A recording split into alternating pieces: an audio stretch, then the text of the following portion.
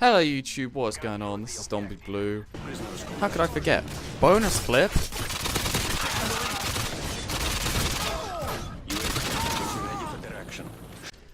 This is going to be a firing range domination.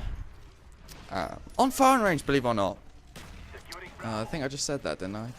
I think I actually just said we're going to have some firing range domination on firing range. Kind of makes sense, I guess, looking back. I don't know.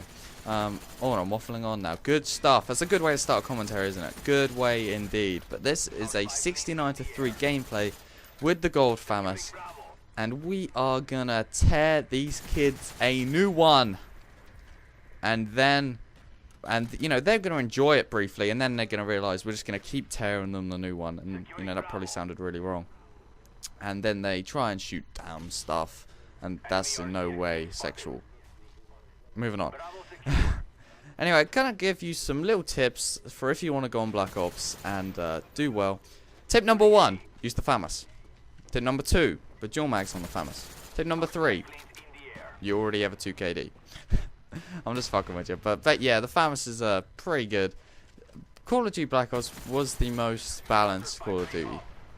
I've heard it said many a time that Modern Warfare 3, though it has overpowered weapons, because everything is overpowered, it makes it balanced. I disagree. I think Call of Duty Black Ops, if I had a Mach 11 and you had a FAMAS, chances are you'll beat me, but I can beat you. Whereas if you have an ACR or a Type 95 and I have a PM9, I'm fucked, and that's not balanced. If you're using a PM63 on Black Ops, if you're a good player, you can rape. Like, each gun has the ability to do well. The shotguns, I think, were the most balanced that a shotgun has been in any game.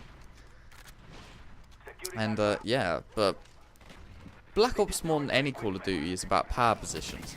And in Modern Warfare 3, if you try and stay in a power position, the spawn system, which they apparently fixed, oh sorry, that they fixed, is gonna spawn them behind you. It's gonna fuck you up, and you're gonna get pissed off. But in Black Ops, the spawns are alright. And there's also another thing which we actually have now. It's now just gone, but which is the Blackbird, which is the best kill streak in the game by 10 miles, and then another 10 miles plus 10 yards, which isn't very far. It's like 2 miles and 10 yards. So it's good stuff, but it's a lot better than any of the other kill streaks. And so you put that on, you sit in power position. Now, I'm sure you guys know what power position is, but a power position on this map would be top tin, which is the building just in front of me, and top wood, which is the big wooden building. And they, in domination, they both oversee the B flag. I'm also in a power position here, which is trailer. And there are 2 or 3 on each map. If you stick to them, that's where most of the traffic's going to be. They often offer, that's pretty badass. Is that rhyming? I don't think that's rhyming. No, it's not rhyming. But anyway. They often offer, often, I say often, I'm a Suffolk boy. They often offer a lot of cover, and allow you to kill loads of enemies without them being able to get you. And this allows you to use Flak Jacket. Now, Flak Jacket in Black Ops seemed a lot better than it did in Modern Warfare 3. I'm not sure why this is, but you didn't get, because the spawn system didn't spawn 3 or 4 people on the same spawn point at once, there weren't 3 or 4 grenades coming at you at once. So in Black Ops, if you had Flak Jacket and you held down a power position, you might get a grenade coming at you every few seconds, in which case your health can regen and you'll be fine, because Flak Jacket unless you get stuck by a Semtex, you're guaranteed to survive that grenade explosion. Whereas in Modern Warfare 3, 3 guys will spawn next to each other, nade you, and you're fucked, whether you have blast shield or not. It just overall made Black Ops an easier game, a more enjoyable game to play. But Black Ops, on the other hand, you know, though being an easier game to dominate if you're a good player, is actually the hardest Call of Duty to play. The guns have the most recoil. Well, the guns have the most recoil. They're hardest to use. They're very different.